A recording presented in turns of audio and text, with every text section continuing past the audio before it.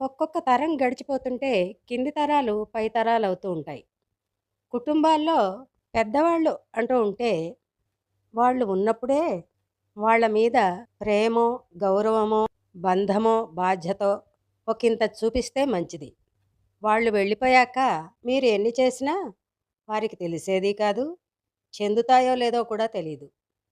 సృష్టిలో భగవంతుడు ప్రతి తల్లిదండ్రికి కూడా నా అనేది పిల్లల విషయంలో ముఖ్యంగా నా పిల్లలు అనే పెద్ద బలహీనతని పెట్టాడు. ఆ బలహీనతే లేకపోతే పసిపిల్లలప్పటి నుంచి కూడా పిల్లల్ని అంత అస్తారపదంగా పెంచే అవకాశమే ఉండదుగా. పిల్లల విషయంలో తల్లిదండ్రులకి అంత గొప్ప బలహీనత పెట్టబట్టే లేని వాళ్ళు కూడా తమరు పస్తులున్నా గాని పిల్లల కడుపు నింపడం, పసితనంలో వారు చేసుకోలేనిది వారి మలమూత్రాలు ఎత్తిపోయడం ఎంతో అపురూపంగా చూడడం జరుగుతుంది. అదొక్కటి గుర్తుపెట్టుకుంటే చాలు.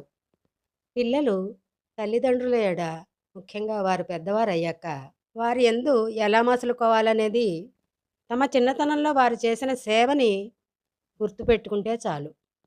అలా కాకుండా మేమెప్పుడూ ఇంతే ఉన్నాం, పెద్ద తరాలు బరువు అని ఆలోచిస్తే మాత్రం అంతకంటే ఆత్మవంచన ఇంకోటి ఉండబోదు.